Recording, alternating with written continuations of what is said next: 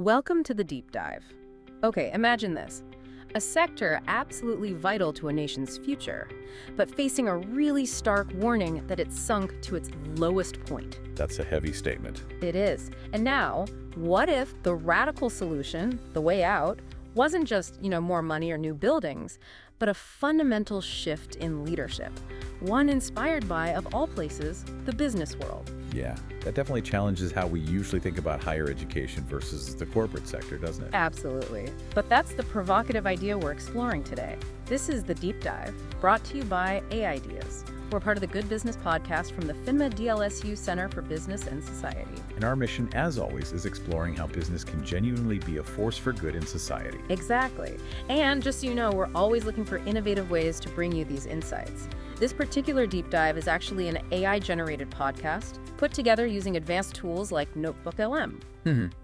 And today we're focusing on a really insightful article. It's from the Managing for Society column in the Manila Times, and it's titled Strategic Leadership for Higher Education.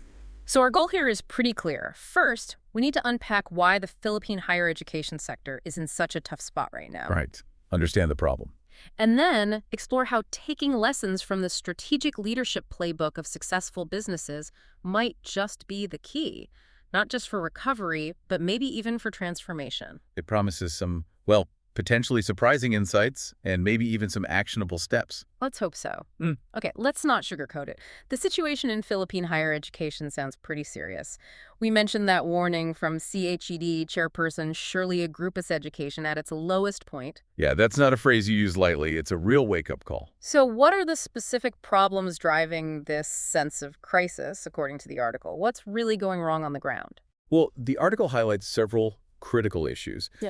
First, there's a really significant mismatch between what students are learning, the academic training they get, and what the job market actually needs. Okay, the skills gap. We hear about that a lot. Exactly. And tied to that, many academic programs are apparently oversubscribed. You get this glut of graduates in certain fields, while other areas are desperate for talent. Which leads to a really troubling rise in unemployed or underemployed graduates. I mean, you have people with degrees who can't find meaningful work in their field. It kind of undermines the whole point, right? It absolutely does. Now, the immediate reaction for many of us might be, okay, they need more funding, throw money at the problem. And resources are important, obviously. Sure, funding is always a concern, definitely. But the article argues that's not the heart of it, does it? It points somewhere else. Precisely. While acknowledging resource constraints, the source really argues that the core issue, the root of the crisis, is leadership, or perhaps a lack of a certain kind of leadership. Okay, expand on that. What kind of leadership? The article's main point is that higher education institutions, HEIs, need to look beyond their traditional ways of operating. They need to learn from the strategic leadership practices that make private businesses successful, especially in navigating change. That's a fascinating contrast. So in business, leadership is often make or break, right? What does that look like? Well, think about successful companies. Their leaders are usually very proactive. They're trying to anticipate where the market is going, not just reacting after the fact. They foster innovation. And they're held accountable. Absolutely. There's usually a strong culture of accountability built around clear, measurable performance standards. Profitability, market share, growth. CEOs have targets they need to hit. Right. And comparing that to universities, it often feels like a different world, doesn't it? Slower pace, maybe? Often, yes. Universities can be slower, more constrained perhaps by bureaucracy, sometimes by long-standing traditions. And accountability structures can be, more diffuse. It's not always crystal clear who owns which outcome. Which can lead to inertia. It can make them less agile, less responsive than, say, a company facing intense market pressure. So the article's big idea is, what if CHED, the governing body, actually started benchmarking university governance against these business leadership principles? Exactly. The argument is that doing so could help transform universities, make them more agile, more responsive, and crucially, better aligned with the country's development goals. It's about bringing in that strategic focus and, frankly, urgency. Okay, let's break down some of those specific lessons. Strategic planning first. Businesses have to align what they offer with what people want, with market realities. It's basic survival. Right. But in higher education, the article suggests many institutions still offer programs based more on, say, historical precedent or maybe internal faculty interests. sometimes without enough real-time data on labor market shifts. And the consequences. Well, you get that glut we mentioned. Too many graduates in fields where demand is low, and critical shortages in others, maybe skilled trades, specific tech fields, healthcare. It creates unemployment and holds back industries that need talent. It's a systemic problem. Okay, so aligning programs better is step one.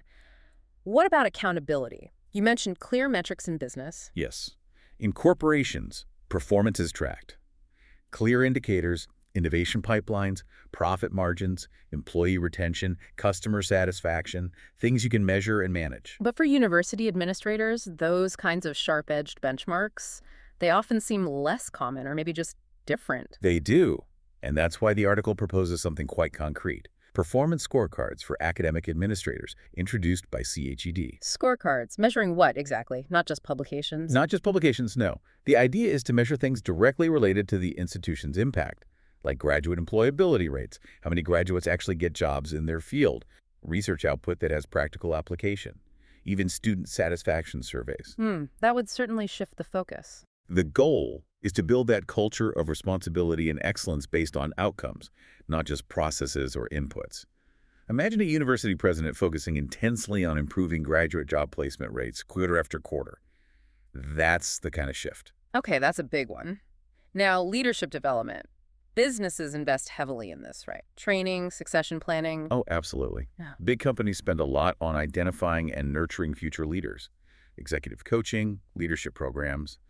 It's about building a pipeline based on demonstrated ability, vision, adaptability, not just seniority. And in Philippine HEIs, the article suggests the approach is often different. It often is, yes. The tendency, according to the source, is frequently to appoint administrators based primarily on academic tenure or rank. Someone's a great professor, so they become a dean or a VP. Without necessarily having the management training or leadership skills needed for that role. Potentially, yes. It's not always the case, of course, but the article argues this practice can perpetuate a cycle. You get well-intentioned academics in leadership roles who maybe aren't fully equipped for the strategic and managerial demands, especially in today's complex environment. Right. Let's talk innovation and agility. Businesses have to adapt constantly. New tech, changing customer needs. They digitize, they redesign operations, they pivot quickly. Look at how fast industries change. Companies that don't adapt, well, they don't last long. So HEIs need that same mindset. That's the argument. They need to embrace digital tools more fully, yes, for teaching and admin. But also critically, they need to integrate those crucial soft skills into the curriculum. Back to the skills gap. Communication, teamwork. Exactly. Employers consistently say these are lacking. It's not just about technical knowledge. Graduates need to communicate effectively, work in teams, adapt to new situations. That requires leaders willing to shake up traditional curricula, make them more holistic, maybe offer more flexible learning paths. Anticipating future needs, not just teaching the past. Okay, one last area. Collaboration. Successful businesses build networks, partnerships. Definitely. With suppliers, clients, communities, sometimes even competitors. They create ecosystems. It strengthens everyone, spurs innovation. Whereas universities? Well, the article suggests many Philippine HEIs tend to operate more in silos. Limited external engagement, less connection with industry or the community beyond their walls. And that weakens them. It weakens their relevance, yes. And it deprives students of really valuable exposure to the real world of work. Think about internships, industry projects, guest lecturers from the field. That connection is vital. Operating in isolation is a missed opportunity. So after laying out all these challenges and these, frankly, quite business-centric solutions, does the article offer any hope? Is this crisis fixable? Yes, it actually concludes on a relatively optimistic note. The message is that the crisis, while serious, is not insurmountable. And the key remains leadership. Absolutely. The core argument holds. Stronger leadership, leadership that's willing to learn from these private sector practices, strategic planning, accountability, innovation that can cultivate academic leaders who are visionary, accountable, and responsive.